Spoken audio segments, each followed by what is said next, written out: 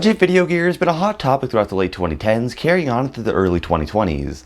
There are countless videos about there with video cameras for literally any budget you can think of. But one of the most prevalent is this, the Canon EOS M. This was Canon's first entry into the mirrorless camera space, and it was inexpensive back then, and 10 years on, it's only gotten cheaper. I got this unit for just over $100 used on eBay, allegedly because it had a bad D-pad, which it did, but luckily the circular dial performs the exact same function, so it wasn't that big of a deal. What is a big deal though is the quality of video this thing shoots for its price. Of course, stock, it shoots soft 1080p video on par if not worse than a Canon Rebel T3i from the same era, but with the custom firmware Magic Lantern, this camera opens up massively. Now, I won't get into the nitty-gritty of how this works because there's tons of videos about this on the internet, and the EOS M in particular, but all you need to know is that this thing shoots raw 14-bit video that looks, simply put, stunning.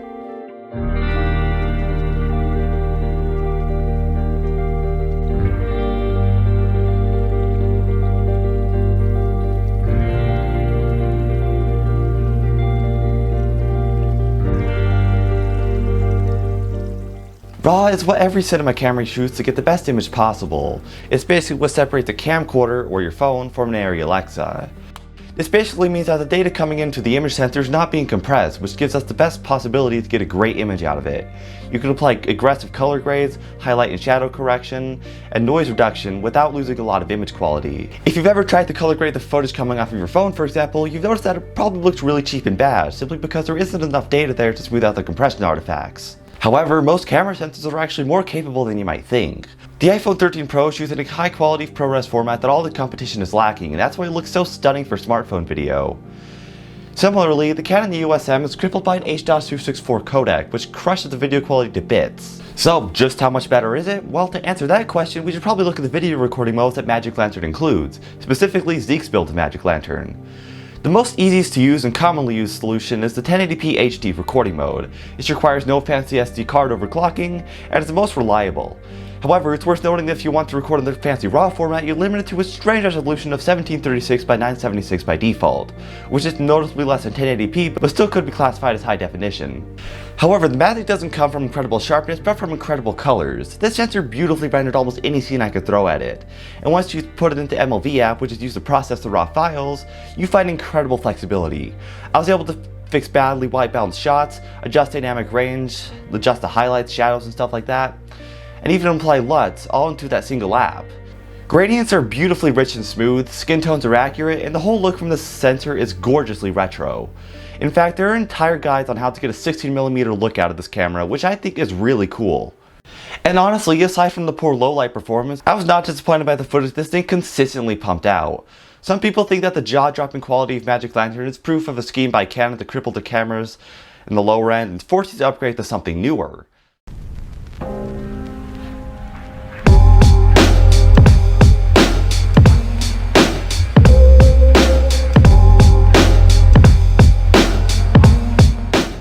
However, with that said, there are definitely some problems with this thing. I've purposely avoided talking about the camera hardware itself because, to be honest, it's not great. The camera is constructed out of a dense aluminum and it's a heavy, confident weight, but it's also super duper small. Now, this is a pro in some ways because you could easily put this thing into a pocket with a small pancake lens and be running gun shooting all over the place. However, the camera grip is basically non-existent, making this super duper awkward to handle, and your shots are often shaky because you're shaking this thing around too much. And I've actually found that people love to rig these things up and make it bigger anyways. Plus, the battery is a smaller LPE12 variant that barely lasts an hour on a full charge. Because it's so small and stripped down, the controls on this camera are sparse. There's only 7 buttons, count them, 7 on the entire camera. There's no doubt to quickly adjust aperture or other exposure settings, and the mode selector only has 3 options: auto, photo, and video. That's it. If you want aperture priority, be prepared to dig through a slow, choppy menu, then use the non-movable touchscreen to adjust said settings. Although I suppose I should be grateful that the thing has a touchscreen in the first place. Adding insult to injury, the autofocus is slow and often seeks in and out, making it difficult to get clean professional pulls while focusing video. And it becomes almost entirely useless at night, which left me to rely on the low-resolution fixed LCD to judge focus. Look, the point I'm getting at is that professionals will hate this thing. It's so dinky and you have to treat it like a toy, which sucks because this thing still packs the same 18 megapixel sensor that professional Canon 7D had at the same time. And the interchangeable lens systems means endless possibilities, especially with today's modern lineup of EFM lenses, not even mentioning adapter systems. This cheap 7 Artisan f1.8 captures some beautiful bokeh-rich shots that I could put on posters even today. And the photos this thing shoots still look razor sharp with excellent color processing. But the video mode, it's rough. Like I said earlier, it shoots full HD, but the video is barely sharper than a 720p equivalent image, and it blows out the highlights like a big box store going out of business. The Magic Lantern had one goal: to make these cameras as capable as possible, and to that end, I think they achieved that. But the thing is that the software is buggy, and a handful of bugs to go on top of that. If you've watched my netbook video, you've probably noticed that in the intro, there were a lot of weird pink frame artifacts, and I didn't add those in for effect. I unfortunately discovered after shooting that almost half the footage I shot was unusable because of all these frame drop issues. In fact, the head-shocking part of that video was meant to be shot on the EOS M2, but the frame drop issues were so distracting that I opted to just reshoot the entire thing instead. Keep in mind, this was at the bone stock settings. 1080p resolution, which as far as I know is possible on every other EOS M I've ever seen, but maybe I was doing something wrong, so I hit up the Magic Lantern Discord server, which was a bad idea. I was greeted by rude as developers who were speaking a language of computerese I think they knew I didn't understand, given how I told them I was new to this. And this, to be fair, the solutions to some of my problems early on were very simple. For example, I couldn't see the firmware update screen because I was in auto mode rather than manual mode. However, I think it should have been a given that I might not know how to change that given the lack of buttons on the physical camera itself. I also discovered that the Magic Lantern download from the official page isn't actually the one they recommend. Rather, I had to download a build from YouTuber Zeke, which ended up working fine. As for the frame drop issue, I was told to lower the resolution. I did that, but that doesn't explain why my camera in particular had this issue, nor if it can't be fixed. And it didn't even fix the problem. Hi, yes, this is Video Editing Calc G here. So basically, about 3 days before I'm trying to release this video, a new build of Magic Lantern actually came out for the EOS M. It basically allows for you to record at the higher bitrate to the camera, which means you can record on higher resolutions continuously and higher frame rate. So this point I made here is pretty much null, but if you're still in the older build, I highly recommend you upgrade to the new one.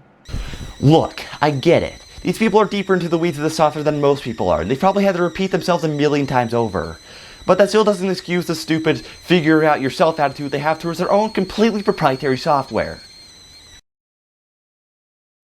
Oh, but now we get to explore the software itself, and it's a mixed bag to be honest. Zeke was kind enough to include a myriad of presets with different crop modes for use with special lenses and solid resolution options. However, you will actually have to watch Zeke's videos to know how these work, because certain combinations of settings work better with some presets. The 5K mode, for example, cropping significantly on the sensor. This isn't too much of a surprise though, when you consider that even many professional cameras will crop in on the sensor in certain recording modes. And even Canon's own M50 Mark II, which is a modern camera sold today, crops in on the sensor when recording in 4K. However, the good news is that the sensor is rather large, being APS-C, and you're still capturing crisp pixels at a true 5K resolution. The downside is that you will have a difficult time getting good wide-angle shots out of any of the crop modes. What it is good for though is adapting old lenses and getting a good telephoto shot. What I mean by this is that by cropping in the sensor, you're getting a further zoom out of any given lens. And plus, these old 60mm lenses that are becoming popular nowadays don't even cover the entire area of an APS-C sensor anyway, so it's good for those situations. In fact, I think this might be why like every single example of EOS M Magic Lantern footage on the internet is entirely made to telephoto shots. You'd think that somebody out there has a regular old 14 to 45mm lens and just shoots it completely wide, but that might be why. There are also cool, unique anamorphic modes in the menu too, but don't get your hopes up. To get the cool bokeh oval effect and the lens flares that anamorphic lenses are known for, you actually have to be using an anamorphic lens. The pro of this is that hopefully you'll get a cleaner image when you squash the image back down. There are also different bitrate options available here, and Magic Lantern is most well known for allowing you to shoot 14-bit in-camera recording. However, unless you want 30-second videos over a gigabyte in size and have gigantic hard drive space, I personally recommend shooting in 12 or 10-bit. This sounds inferior until you realize that most high-end cameras and cinema displays only can display 10-bit anyways. And that's still over 1 billion colors, plenty enough to work with, and the footage I got out of this mode still looks fantastic. Other than that though, the video modes mostly just work. However, you will need to adjust some settings otherwise, like overclocking the SD card interface or your frame rate.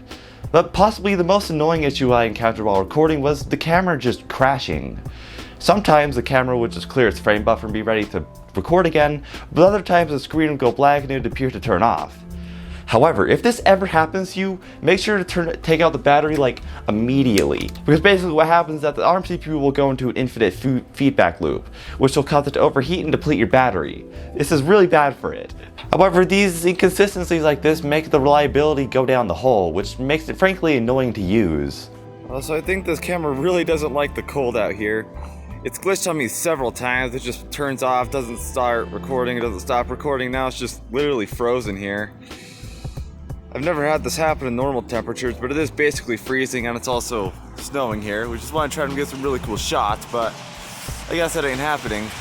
Yeah, here's it being glitchy again. I think the LCD is kind of dying on me or something. I have no idea, frankly. Just gonna turn it off here. Yeah, I think the camera completely bit the dust here. Sorry about the traffic noises, but yeah, I keep trying to reboot or remove the battery and SD card. It was recording stuff earlier, even though the screen was kind of screwed, but now it's not recording anything at all, so we're probably just gonna have to give up.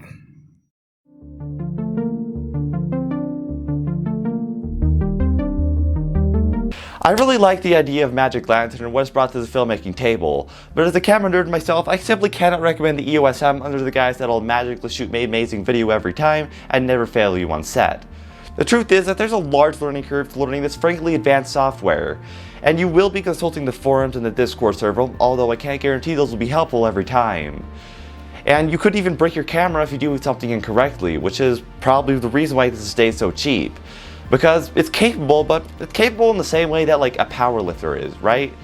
They can carry a lot of weight and do it pretty consistently, but if it's ever too much weight, it'll fall right back on their chest, and this camera has no spotter. The TLDR of it is that my experience with Magic Lantern has been ultimately disappointing, and I'm glad I chose the cheapest camera to do it with because at least there is a value proposition here. But if Magic Lanterns never cause you problems and it's as smooth sailing as Zeeks make it seems, then knock yourself out. I'm not telling you not to do that, but I simply cannot recommend this to the person wanting the smooth workflow camera. But with that said, this is the EOS M, a $100 eBay camera that shoots some pretty dang good video. And this is Calc G out.